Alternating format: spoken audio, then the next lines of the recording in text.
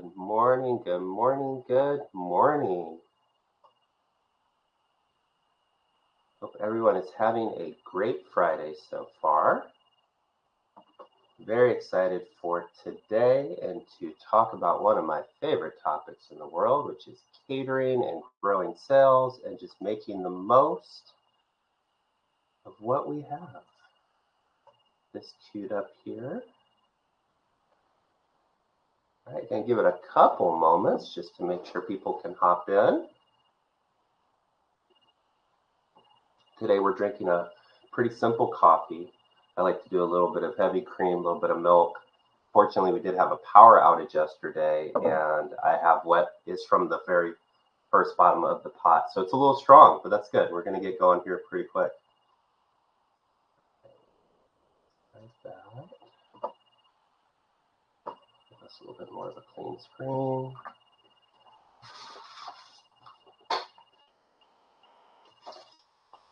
Welcome to another episode of Cater Caffeine. I am very excited to be here with you. I feel like we found a formula for these that works pretty well, where I'll talk a little bit about what we hope to achieve. We'll go through who I am and what I've done in the industry so that you can determine if what I'm doing makes sense for the catering and events business that you see, or if you need to tailor it a little differently. It's not a one size fits all, but I do think some of the stuff that I've done over the last couple of decades in the space will be helpful for you and will allow you to find success when it comes to catering sales. From there, we'll dive into this week's topic or this month's topic. And we've been very broad up until now. So I've wanted to get a little bit more micro, and we're going to hyper focus on one topic and we're going to talk it out. And I hope that it's something that as we transition from July, which is typically very slow for a lot of us, back into August and people coming back to work and going back to school, that you can maximize what you're getting from customers who may just be looking at your business or who ordered once, but we really need to get them into that second and that third order and how important I think that is. We'll discuss that all today.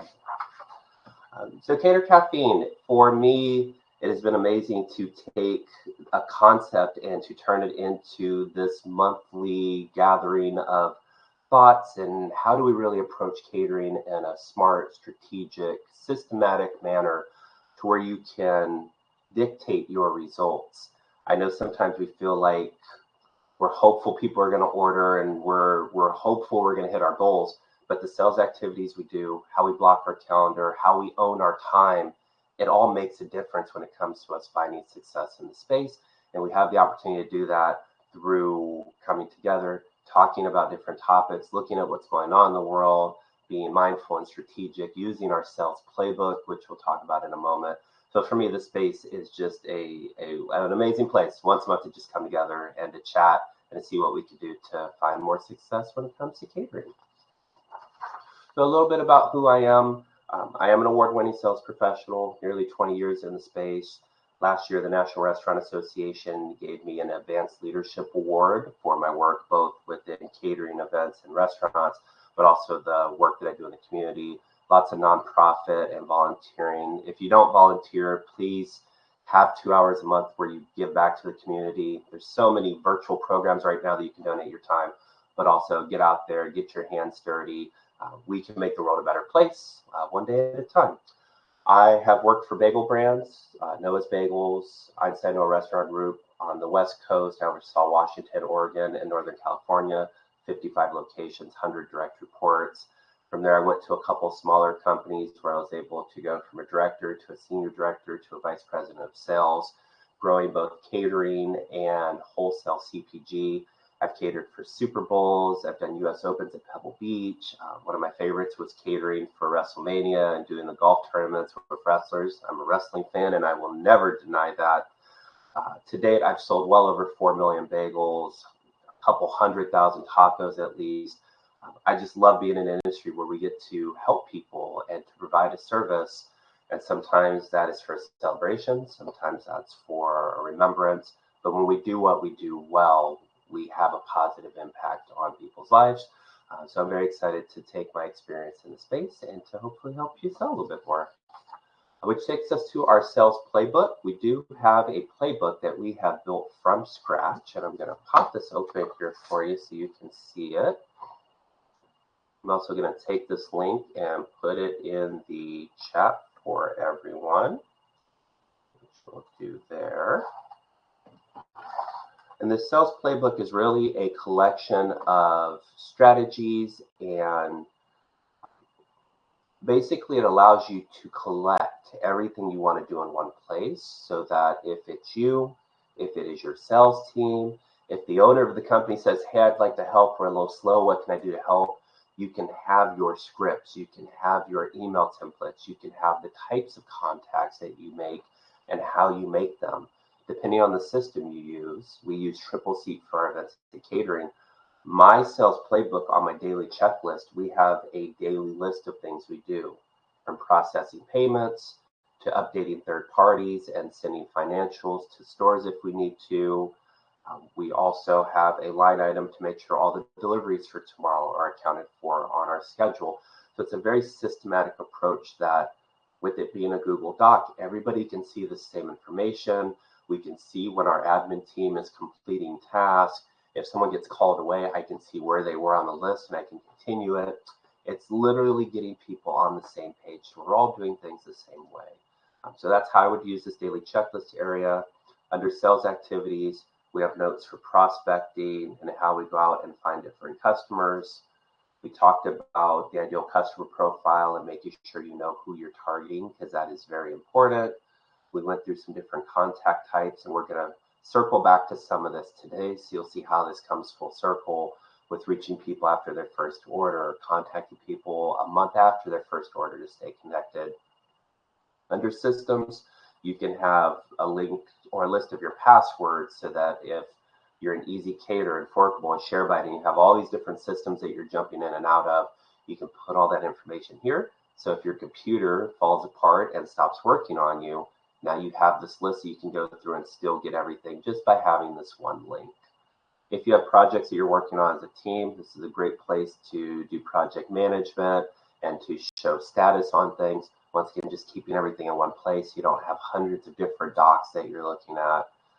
We did a session on competitive analysis and looking at your competitors, making sure you understand who they are, what they do, so that you can speak intelligently against that. If someone says, well, I always use Noah's for our breakfast. Well, that's great you use Noah's. I love Noah's. I work with Noah's. But what we found is if you're ordering for this many people, we actually are a better option for these reasons. By knowing that information, not that you're putting the other team down, I didn't say anything negative about Noah's, but if you have a better position, you want to be able to speak intelligently to that, which goes into the secret shops and making sure that you're testing the waters with your competitors. And for today's topic, I'll get that added in at the end of today's session. So feel free to go ahead and click on that playbook. It is set up in a way where I hope that you're going to take it. I hope that you're going to make a copy of it, clean things out, add in what you need to add in for your team. You can even use ChatGPT. Go in, I need a sales playbook. Here's my brand, scour the web for who we are and what we do. Here's the type of stuff that I need in there, and ChatGPT will hook you up. So a quick recap, although I already flew through this because we're all over the place today. In previous sessions, we did talk about different contact types and your playbook and making sure that you're getting that set up. Early in my career, I had things everywhere, and we had all these different SOPs and resources. And it wasn't until I became a director that I even knew what a sales playbook was. But having that resource once again, and just make sure everything's in one place and clear and concise. As leaders, as owners of businesses, it is our job to make it as easy for our team to sell as possible. And a sales playbook will force you to have all that information in a place that is user-friendly and accessible. As we just alluded to very briefly, make sure you understand your ideal customer profile. I have found that sometimes we think we know who we should go after, but that's not necessarily who we want to go after. A great example, when I started here, we had these huge orders that looked great, $10,000. Who doesn't want a $10,000 order on a given week, especially if you're doing $50,000, $60,000? That is percentage points. You're probably going to hit your target for the week. That is great money. But then you look over at some of these offices who are ordering $500 a week, and you multiply that out by 48 weeks. And in some cases, you realize that some of these smaller customers are spending $20,000. Not only are they spending $20,000, but they're doing it consistently. So now you don't have these huge spikes where it's like, oh my gosh, how are we going to make that up next year? But if they decide to take a week off, it's like, okay, well, I have to find $500. I can do that. Or I need to find $300. Make sure you understand your ideal customer profile. You still want those huge orders. I'm not saying there's anything wrong with them. But as you look at your reports and understand who you're working with, you may find that some of your best customers aren't necessarily just the Stanford universities and those huge conferences. You might find that it's some of the venture capital on Sand Hill Road that's ordering all the time for meetings because their whole job is to bring people in, to make them feel good, give them a little food, and try to get some money. Talked about using strategic partnerships.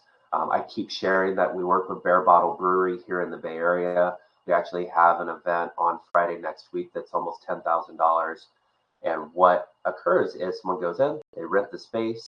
The owners tell them, hey, we work with Talkalicious, they're our preferred vendor. We typically get an email saying, I have this many people at Bear Bottle on this day. What can you do? We send back a quote. I've had some orders where I'm on my 16th or 17th iteration of a quote or back and forth. With Bear Bottle, these emails are usually back and forth 3 times. We have a signed contract. We know the team at Bear Bottle. We know where to show up. We know where to set up. There's no confusion.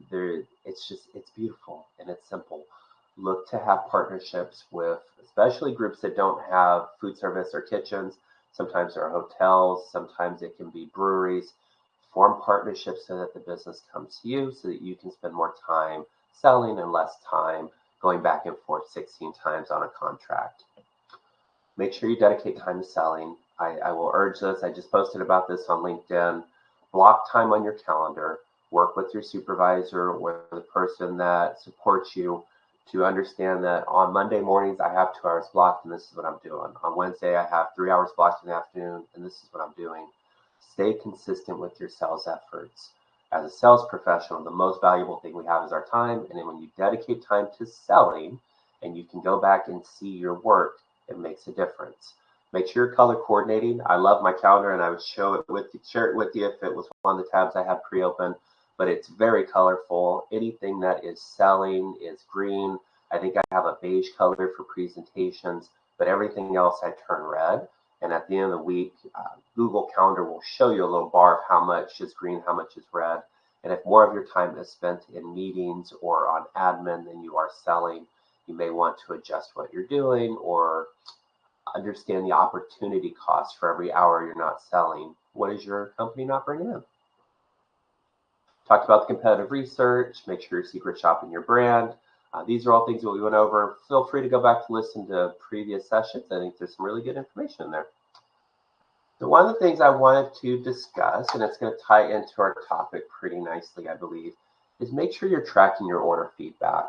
I just posted on Cater Link this week, I believe, that I go in on a monthly basis. I look at how many orders we have, and then I look at how many code reds we had, which are issues or mistakes with order.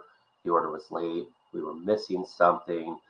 Customer shared that the food quality wasn't there. Customer shared that the driver was rude. I haven't had that in a long time, but it does happen occasionally. Make sure you're tracking all that. It's a simple math problem at that point. If I had 10 issues and I had 100 orders, my issue rate is 10%. Knowing that allows you to communicate it to both your stores and your operations partners, but also if you have your own delivery team, to your delivery team, and to identify some of those issues that might keep coming up. One of the things that we learned was that customers were selecting 11 a.m. for their delivery time.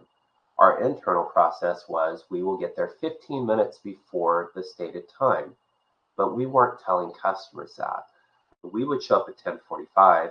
People were ordering at 11, expecting 11 to 11:15 for food to get set up. So if we had a simple setup, our food was sitting there 25 minutes before they even needed it. By seeing this feedback a few times, we went into our system, we updated our order confirmations to, in very bold, very aggressive letters, right at the top of the confirmation, thank you for your order. We are confirmed. Please note that our team will arrive 15 minutes before your scheduled time to begin our setup process. What happened by being proactive, by seeing there was an issue and trying to rectify it, now when we send out our confirmations, we'll occasionally get an email back saying, hey, I scheduled 11, we're not eating until 11:45, so now I can change that to 11:30. We're getting there at 11:15. Some of our deliveries are downtown, and as you know, it probably gets crazy, but it allows us to communicate at a higher level. So what are those things that you're frustrating your customers with, that they're bumping their heads against over and over again, that you can very simply add a line here or to change the communication there to improve the overall flow for both you and them? Sometimes customers will reach out to us who have been burned by other catering companies. We want to order with you, but my last order was late and blah, blah, blah. It's nice to be able to say, hey, I actually track our error rates. I haven't had a late order in over 4 months. And when we did, it was raining and sometimes things happen. I have an internal team of drivers. They'll have all the notes we're discussing. The time I give them, they're going to show up 15 minutes before, so we even give ourselves a little bit of a cushion just in case your building's complicated. And I feel very confident with my 99.6% success rate over the last 3 months that we're going to take great care of you. You can use this data in a way to alleviate fears and to also show that you know your business. Some of these meetings are important. I have truly had admins who have broken down in tears with me on calls because we were late with an order and now their job's in jeopardy. And it seems simple. We're just delivering food sometimes, but for the people we're delivering it to, be much more than that. So all that to say, please track your order feedback. If someone gives you a positive note, we don't track all of them. If it's more than just thanks, it was good. If someone mentions a name, if someone goes on about the service, if someone shares that we were over the top for whatever reason, we will put in a code green.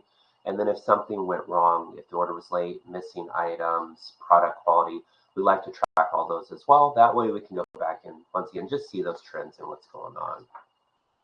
So today's topic, converting those first-time clients, looking at those individuals who are using you for the first time or who are considering using you for the first time, and really doing all you can to make sure that they feel special, that you are giving them a reason to come back.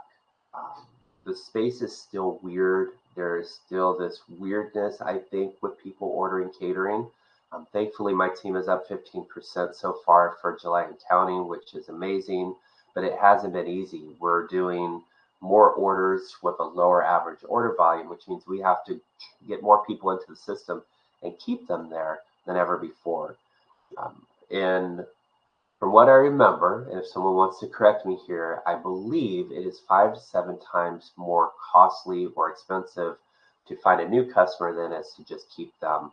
I would challenge you, and I would almost bet you money that if you jumped into your system right now and you had the ability to pull a list of first-time customers who didn't reorder, you probably have hundreds of people that are just sitting in there that we really need to understand. Who are they? Why was there a first order? What can we do to get them to that second order? We're going to talk through some of that today. I've heard different numbers. I've seen different numbers. What I am going to believe until someone convinces me otherwise, that if you can get someone to that third order, you're in a position where they're probably going to keep ordering with you. I've heard 4 to 7. I think for me, getting to that third order is where the money is. It takes a little bit of work. Some of it is doing the sales activities that we've outlined in previous sessions. After someone has that first order, did you reach out for that first time order contact? Are you asking them who they are? What are you doing? What can I do to help? I would imagine that some of us aren't, and you're literally costing yourself money. Going back to the previous slide, if it is going to cost you 5 times the effort or the resources to get someone new, as opposed to just reaching out to someone who already knows you, hopefully loves you, I know where I'd want to spend my time. So we're going to talk about getting from orders 1 to 3 and being very micro with our sales efforts. I have seen, and I'm not sure if you've seen this as well, sometimes we'll see these huge organizations place these very small orders. And it seems very curious to me. But what I've found is that, and not in all cases, but in some cases, it's rare someone's just going to order from you for a board meeting or for a very significant event.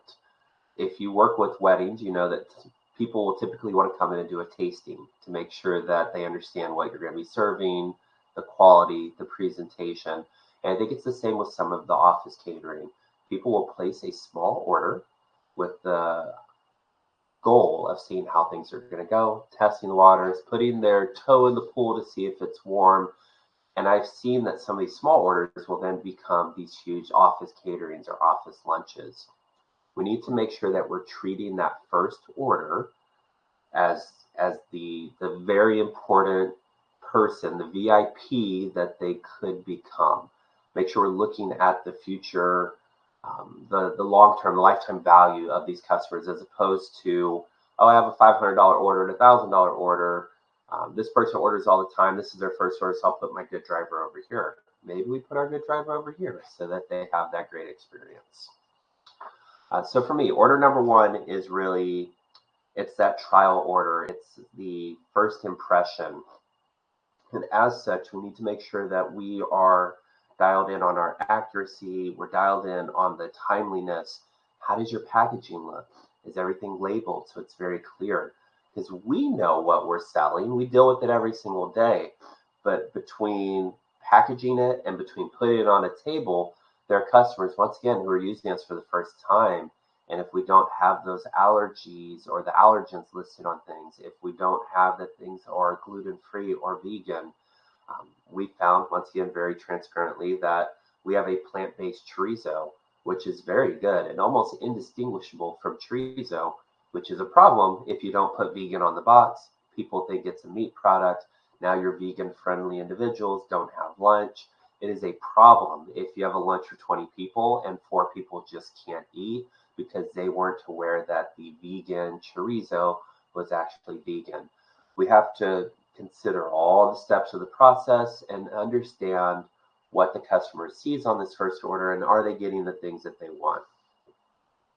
Your team should be aware that a first-time order is going out. You can communicate it on your BEO or your invoice so that your team can see that and make it bold as you can at the top of the order. This is the first-time client. And if you have a process for first-time clients, make sure everybody knows that. Do you take a little something extra for their first time? Do you make sure that you're bringing them out or around menus and business cards? Although you should be bringing those all the time, especially on first-time orders. Let's get some collateral on the table if this is our first time in that office. I find that if you had a VIP table in a restaurant, you would probably go into the kitchen and say, hey, we've got the mayor at table 6, or hey, we've got a very important group at table 4. It should be the same way for a catering order when it's the first time order. We have to treat this like this could be our next best customer. So once again, they're testing the waters, and it just might be. After the first order, it's going to be very important to reach out to the customer and go through the steps. How did things go? What can we do to support you again? You don't always want to ask for referrals right away, depending on the situation, but if it's a great conversation, hey, who else do you work with? For me, a lot of my presentations come from first-time orders with new businesses. I appreciate you ordering. Thanks so much. I'd love to come in. We have a whole host of other items that if you could pull together 5 other admins, I'll bring lunch for your team. I just need 10 minutes to show you what we do, how we do it, and if that's something we could set up, I'd love to do that. Now you're taking that one customer and potentially turning it into 5. And especially if it's an easy building to get into and the delivery flow is simple, the more of those that we can get for our delivery team, the better off we can be. And this all ties back into the feedback. You want to reach out to these individuals, understand who they are, understand the future potential. If there was good, if there was bad, communicate that to your teams. It can be hard to get someone who had a negative experience on their first order to reorder with you. I have customers that I've worked with over 4 jobs, which is an amazing thing to say. started with me at one job, went to me with the next job at the third job, and are still working with me here at my fourth job, almost a decade later. And with those individuals, we have a track record. So if something goes wrong, oh, Jerome usually takes really good care of us. It's a one-off. It's okay. We're fine. You don't have to do anything for us. Whereas if it's their first order and we're 30 minutes late, there's no frame of reference beyond y'all were late, we're done with you, or y'all forgot things, we're not coming back to you. It's not impossible to win someone over, because I've also had some really amazing customers that I would reach out to, I would show empathy, I would try to make it right to the best of our abilities. And through that effort, people would give us another try. I would personally go out on the delivery. We'd make sure one of our stronger drivers is on the delivery. But just the more information you have, the better. Because once again, this is a trial for a lot of people. They're going to see if you're worth going forward with. They're going to see if you're consistent and dependable. And we need to make sure we're showing them who we are. I found through my experience that a fair number of people do bail after that first order. And it's not always a bad thing. I see about 60% of the people who order a first time with us don't seem to come back. And that seems like a shocking number until you dive into the fact that we do a lot of weddings or bar mitzvahs or life cycle events, memorials, remembrances, things of that nature. We also have a pretty good presence online, or pretty well known in the San Francisco Bay Area. So we see individuals coming from other states who are doing reunions, who are doing tailgates for Stanford. We see people come in, and that's probably not something that's going to repeat. Maybe it does. Maybe we get that every second or third year. But some of these people just aren't going to order every week, every month, and that is okay. Sometimes, like I said, it is a bad experience, and we need to figure out how to rectify that and go through the steps of making that better. Sometimes it's things that simply won't repeat. Doing the Super Bowl 50 that came to Santa Clara, I'd love it if the Super Bowl came to town every year. It's not the way it works.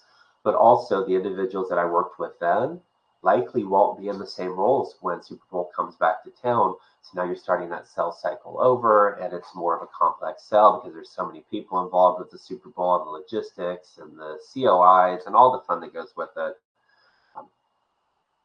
You are going to have people that bail after that first order, and that's okay. Our goal is to dig deep to understand the ones that could repeat, that could keep spending money with us, and focus on them. So if you know you have that one time, they're not going to order again, get that information during their first time order call, load it into your CRM or to how you track your sales, and don't focus so much on what you lost. Focus on what you have and what you can expand. So order number 2 is, for me, people really looking to see if you're going to be consistent, if you have that dependability, if they can trust you with the larger orders or the more important orders. They've shown interest. You have them to a sense, but now you need to show them that you are dependable, that you can be someone that can be relied on. This is going back to your sales activities. Make sure you're reaching out to people after their first order. 21 to 28 days. It's that first time order 1 month later. Hey, what can we do to help you again? Make sure you're making it easy for them to confirm the second order with you. I love emailing people, and keep it short. We're all overloaded with communication. This is Jerome. We loved working with you. I can take your last order if you give me the next date and time and send you a confirmation. What can I do to make your life easier? How often during the day does someone genuinely come to you with a way to do what they're asking and ask you, what can I do to make your life easier? So if you can do that, I see a lot of times that people will respond with just a date and a time and a thank you. I copy their order. I send it over for confirmation. I love working with customers like that. This week, which should be a slow week for us historically, is a surprisingly good week because we work with a group. It's a venture capital company. She has, they usually do lunch 2 days, and yesterday we had a $6,000 lunch. Today we have a $6,000 lunch, and those orders were a result of 2 emails coming in, me sending back the confirmation and locking it in. Now, during her first order earlier this year, there was a heavy amount of communication. I identified that they were a first-time order. I made sure that I had all the notes. I was reaching out the day before to confirm that we were good. I treated it like the VIP customer it was, so that as we got into the second and the third order, that trust was built, the ease of ordering was established, and basically they could just give us money and I could put it in the register. You can consider, depending on how you're set up, doing a small perk from order 1 to order 2. Maybe it's offering free delivery to get that next order in. Maybe it's throwing in a free beverage or free dessert or something to say, hey, if you get your next order in, I'd love to send a thank you along. Maybe it's just a lunch for the admin. Sometimes these admins are ordering for all these meetings and events and they're not a part of them. Slip in an extra lunch for them. They will appreciate it. You can also do a gift card for their personal use. Not to say that people are selfish, but I know that I love my rewards points for Marriott, and I will go to a Marriott even if it's further away from where I need to be just to get my points and my status. So sometimes giving someone a gift card for their personal use can go a long way as well. Just make it easy to order, make it simple for individuals who are juggling way too much, but we have to cross that threshold to that second order so we can start building that trust and that consistency. And then order number 3, once we get past that second order, we do our check-in again, we make sure everything went well. I find that the third order is typically a little easier to lock in. Celebrate these orders, thank people, even shoot them an email because we're heavy focused on the first time experience. For the second order, we still send out a thank you, but we don't make as big of a deal. So on that third order, send them a personalized email. Hey, Jerome, thanks so much for ordering. We so appreciate your third order.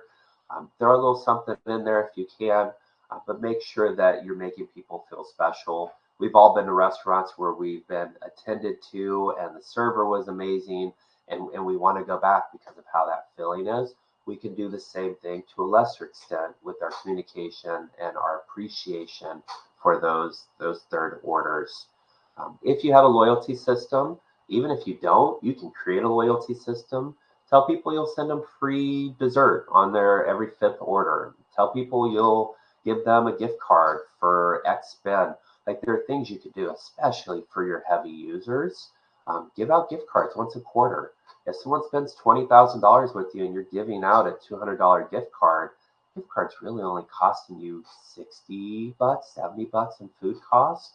There are these little things you can do that seem simple, but when we're on the receiving end of some of those things, we really do appreciate it. So don't lose sight of how a simple thing can go a long way. We just want to make sure, once again, that we're making it as simple as possible for customers to give us their resources. And for me, one of the things that I hope you'll take away from this, that I hope you'll start doing as of today, going into next week, is hyper-focusing on these first-time customers. Who are they? Why did they have their first order with you? What prevented them from pulling the trigger on a second order? Eliminating all the people that are going to be just those one time, it was good, thanks. It was my 50th wedding anniversary. We're probably not going to do this again. It was my 30th birthday. We wanted to do something nice. We came in for the private dinner. There are going to be those, and that's great. But who are those that can be more consistent, that you can put your energy into, that you block time off on your calendar at least once a month? You should have time to call your first-time customers. You should have time the month after to reach out to them 1 month later.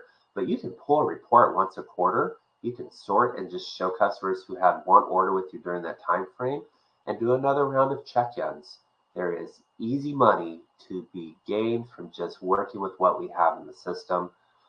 A lot of this for me, I avoid cold calls and cold contacts if I can help it. I don't mind doing them. They're part of what we have to do. But if I have hundreds of first-time customers who I don't have to tell who the brand is because they probably get it, I don't have to convince the food was good if things went to plan, they get that. I don't have to go through this huge sell cycle. I can just call, hey, it's Talkalicious. We loved your last order. What's on the calendar? We'd love to support you again. It's a super simple sell, hopefully.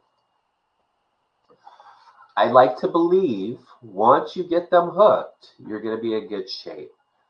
But that doesn't mean we can just walk away and not focus on these customers anymore. We do need to make sure that we're keeping in touch. We're doing the things that we would want done if we were on the other side. We can't rely on email marketing alone. I know that we have our email list that we'll send out and we'll do something roughly every 6 to 8 weeks.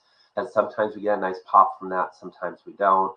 But remembering all the emails that we're getting and all the bombardment that we get, I know that there are times from, I'm not going to say from what companies, but from some companies that'll just archive the email before I even look at it. You're going to start getting some of that the more that you send out. You also don't want to wait too long to reach out to people. If you reach out to someone for a first time order and they're like, oh my gosh, your driver was amazing, the food was great, people won't stop talking about things, I would reach out in the next couple weeks. If they're happy, keep trying to hit the iron while it's hot. You don't want someone's memory to fade because they may be over the moon today, but if you wait 3 months, maybe they've had 5 other vendors come through, now they're trying to remember how the experience was. You want to keep pushing in a nice way to get to that next order. Things are going to go wrong, and we need to make sure that we're not getting in our own way. I've worked with sales professionals that the order went wrong. They're like, oh, I guess we lost that customer. Well, no, like people understand that things happen, and if you can explain the why behind the what without making excuses, maybe they'll be accepting that, yes, we were late, but we had a torrential downpour and we should have given ourselves more time and let the customer know we're really sorry. We should have given our driver more time. We have a note. Like, we're all people trying to get through our day the best way we can. So sometimes just by explaining things, not making excuses, but explaining, it will go a long way. And we also want to make sure that although every customer is important, we shouldn't be treating every customer the same way. There are going to be some of these that, a Salesforce order is going to have a little bit more attention from me than maybe a small lunch to an elementary school where I know they're not going to order all the time, but Salesforce has hundreds of admins and they're doing events weekly. So you do need to make sure that you're spending your time and continuing the communication, making sure people feel special. So with that, we reached the end of the material I have. Let's jump into questions. What's the most important thing we should do right after first-time corporate client places an order? Love that question. Our system, Triple Seat, has a lot of automation. So we've set it up to where once someone confirms an order with us, they're getting a confirmation within seconds that thanks them for their order, lets them know what time we're going to arrive, circling back to the point earlier, but also has other information for them. Here's our frequently asked questions. If you have questions about dietary needs or other items, here's information about when we're going to charge your credit card. Because even though they put it in right now, we don't charge until the day of or the day before. So we provide for them information that's helpful right away. If it's a larger order, we'll also follow up by phone. Hey, thanks so much. It looks like it might be your first order with us. Just wanted to go over a couple things. Do you want free compostable plates? That's part of our service. I see you have a fair amount of food. Are you eating right away? We have disposable shapers that we can include if that's helpful. So your goal is to connect and to make people feel like, oh my gosh, like Talkalicious is on it. I'm feeling good about the meal. I don't have to worry about it. So those are things that we do right after someone places that order. We do scour the order to make sure it makes sense, make sure we have proper delivery information. For those of you that are in major cities, San Francisco is a beast to deliver in downtown, so we want to make sure that we have that information as well. All right, let's see. Okay, how do you structure a follow-up process that feels helpful and genuine without coming off as too pushy? Yeah, one of the things I was told, some of the feedback I got early in my career was that I was not aggressive enough as a salesperson. And I wear that more as a badge of honor as a criticism at this point in my life, because I've proven I've hit targets and exceeded budgets at every company I've ever been at. And I've done that through trying to treat people the way I want to be treated. I think it is okay to reach out to someone within 48 hours of that first order and just let them know why you're calling. Hey, it's Jerome. I'm with Talkalicious. My goal is to make sure we're taking great care of our customers. If you have just 2 minutes, I have a couple questions for you. You want to make sure that I'm doing everything I can to support you. Sometimes they're not going to be able to give you that time, and that's okay. More times than not, people are like, yeah, let's do it. Happy to chat with you.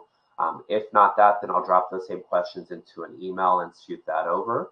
And I think once again, if we were on the other side of the table, having someone reach out a few weeks after that first order, hey, thanks again. We just so, and you can hear it even in my voice as I like, make sure you're ready to make those calls. Make sure you're in a good headspace. Make sure that like jump around, do some jumping jacks, get some emotion behind it. Like, we're selling food. Like we're able to feed our families and take care of ourselves because we're feeding people. There are way harder jobs, and there is other stuff that we could be doing for money. There's some construction by our house right now. It's 95 degrees outside, and guys are out there laying asphalt, and asphalt only gets hotter in the hot temperatures. And I'm appreciative that I get to sit at home with my coffee and I get to call people and ask them about their day and what we can do to help them. So if you approach it from that frame, we really are aiming to help. And if you're coming off in that genuine, like I really just need to understand who you are and what you do so I can make sure we're there to support you. I've always found that people are receptive to that. What kind of details should we collect during the first order to help build a long-term relationship? Great question. Make sure you understand how often they order. Because if they tell you, oh, we order twice a year, we do this, and we have something in the fall, you reach out in 2 weeks to ask for their next order, that's silly. You're going to want to set a reminder for 5 months out. Maybe you shoot them a little note a couple months after that if you have something for them. If you're just going to give them a gift card because it's a large order, I like to have good reasons to reach out. No one's going to be mad at you, especially if they had a $10,000 order. If you shoot them a $50 gift card halfway between when those two orders could occur, hey, I was thinking about you, stop by one of our locations, have lunch on us, have a great day. You're not asking for anything. You're just doing something for them. I would bet when you reach out a month and a half later to see if you can help with that other order, they're not going to be upset, especially if you did a little something for them. So I'm asking when their next order was or will be. I do ask how many people were in the office, if there are other admins, because if they're the only admin, I know I don't have to do research and find other admins for that company. If they say, oh, there's a group of 20 of us here that do events, oh, well, is it possible to bring in some samples or at the very least send over like breakfast for your team? I'd love, like, we'll do that on us. We'd love to introduce ourselves and drop off menus. So it's going back to trying to get that presentation. So it's asking if when their next order is, what else you can do to help, who else is there. And just, I like to ask people what I can do to make their lives easier, at least when it comes to food. Usually it gets a little chuckle, but people are, in my opinion, overworked, swamped with work, doing multiple jobs still. And if I can come in and make their life a little bit easier, that usually goes a long way. So those are things I try to focus on that first time order. How soon after the event should we follow up, and what should that message or call sound like? Our system is set up to where a thank you email generates as soon as we close the order. And it gets more complicated than I'll go into, but we have to reconcile checks between our POS and our system to make sure numbers are correct. So once we do that and mark things closed, and we usually do that within a couple of days, that triggers an email to the customer. How did things go? When's your next order? Let us know what we can do to help. That goes out to every order regardless of size. And then orders over a certain size, depending on the week and how busy I am, that can be 500 or above. It can be 400 and above. I will reach out to people, especially if they didn't respond to that little feedback survey that we do.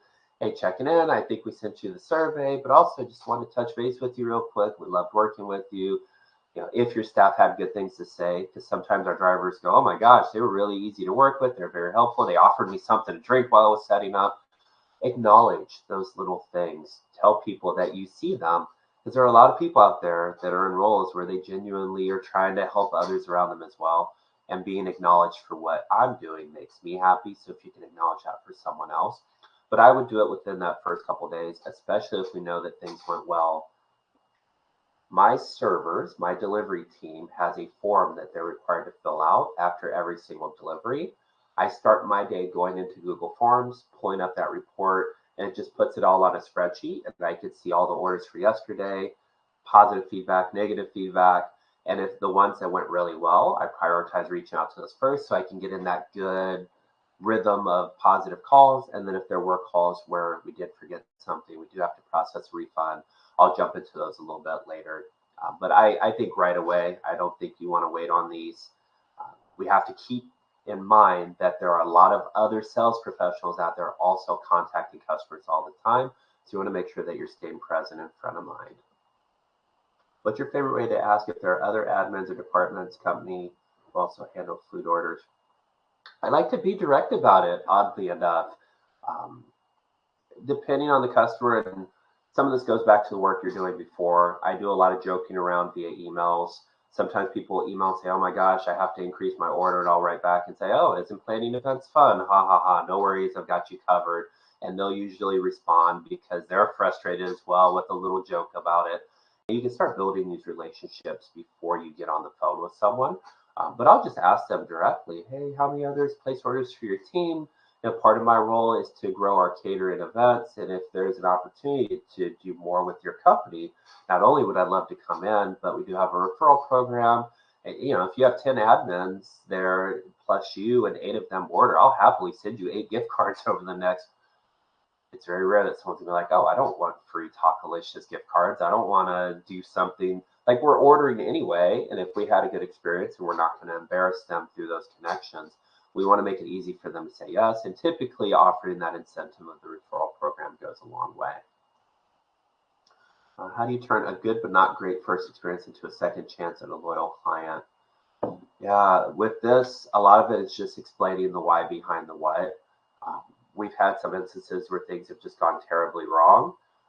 And I'll call the customer, hey, I don't want to make excuses. I see what happened here, and I'm happy to share that with you. But if that's not something you're interested in, I get it. Here's what we're doing to make it right in terms of your order. If it's giving back the full order, if it's doing half off, if it's offering the credit for next time, kind of have to understand where the customer is. I thought I had a negative experience that I understood, and the offer I made to rectify it was nowhere near sufficient. And I got one of the most aggressive emails that I've gotten in my career about the experience and how bad it was. And it was an instance where we should have just given back the full order, but I didn't get all that information from the team, and I didn't understand the depth of the frustration of the customer. So in that case, it was a lawsuit. There wasn't much we can do. But for some of these, we're just running late or we're missing items. I had customers last year that were shorted on food because one of our resources didn't work correctly. I oversee that now. I've recoded it. I know the sheet works the way that it should. So I can communicate that to customers that I'm reaching out to from last year. I know we ran short on food, completely our fault. There's a sheet that we use that our kitchen team builds everything off of. I control that now. I know that it works. I can look at my error rate for the last 6 months, and we haven't had a single order where people have run out of food. I'm confident this year that we can XYZ. So I think just being as transparent as possible without making excuses, communicating. And I've had orders where I've told the customer, hey, I'm going to show up on your next order. I'll personally bring it. And although I'd still let the delivery team do most of the work, I'll show up, I'll shake hands, I'll help set up. And sometimes just putting that personal touch will go a long way as well. All right, what kind of small gestures do you think has helped to get that second order more often? The gift cards go a long way. I think people really like a little something for them. The free lunches, I've had admins send me some of the emails that will make you emotional because they don't often get things or things aren't done for them. I have some admins that I would throw in a free lunch every order they place because they were large orders. I think typically doing something directly for the admin is the best option. And from there, doing something for the team as a whole, if it's free dessert or if you just launched a new salad, adding one of those in, because you can do something nice while also strategically promoting a new item or putting something else on the table they don't typically get and hoping that that will help you at upcharge later. The client says they only order once or twice a year. Is it still worth investing in a follow-up? Depending on the size of the order, I have a customer who ordered last year. They skipped this year. It was like a $17,000 order where we delivered to 14 different buildings all at the same time. But I know they're going to order next year. So I already have my reminder for March of next year so that we can get that order locked in for May. I think if someone orders twice a year and it's over your average order amount or it's a significant order, however you determine that on your end, I do think the reminders make sense. You would be surprised the number of times I'll email a customer, hey, I know you have an order coming up next month. I'm happy to get things set up. Once again, I can copy your last order if you just give me the date and time. customers will forget that they told you they have that order in the future. And they'll go, oh my gosh, how'd you know? Great timing. I do have an order for XYZ. And sometimes, once again, you can be the easiest part of someone's day just by doing the simple things. How do you know if your first time conversion strategy is working, and what kind of repeat rate should we aim for in corporate catering? It's a great question. I would start off by looking at how many people aren't repeating, and then I would try to move that number forward. I think it's going to be different for each company or organization. And with so many different sales contacts you have going, really we use the lagging indicator of our sales targets and hitting our goals. And if we start to fall back on those, first thing I'll go to is the first time orders and some of those people that aren't pulling the trigger again. What kind of repeat rate should we aim for? And it's all over the place because once again, I literally had a cohort that ordered from us earlier this year that I did my first time order 1 month later, and they responded and said, oh, we only order every 5 years, which is crazy. I'm probably not going to set a reminder for 4.5 years out, but not everybody's going to be a consistent ordering partner.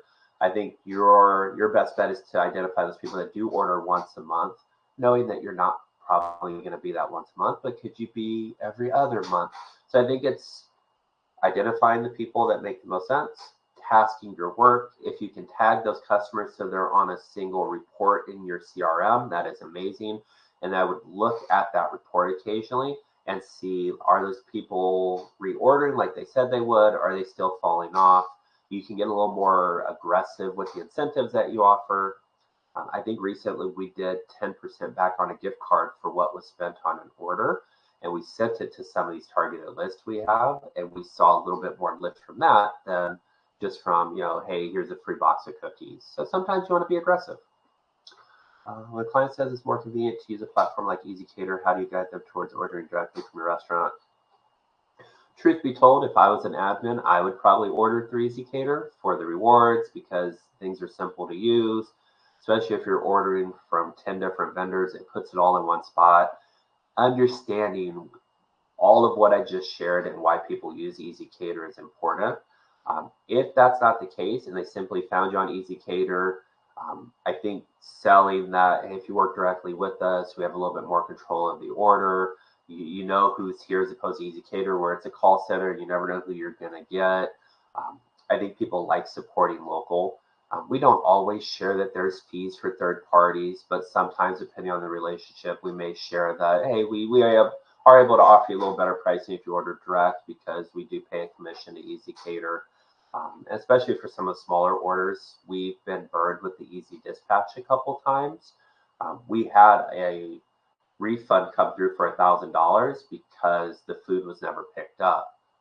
Well, we Easy Dispatched it, so that wasn't on us. We had the food ready, it was sitting there. We communicated that a driver didn't show up, so sometimes it gets a little weird.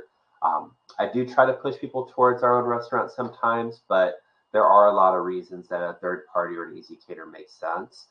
We've come to accept it a little bit more than I may have a few years ago, where I was a little more aggressive in trying to get people to order directly.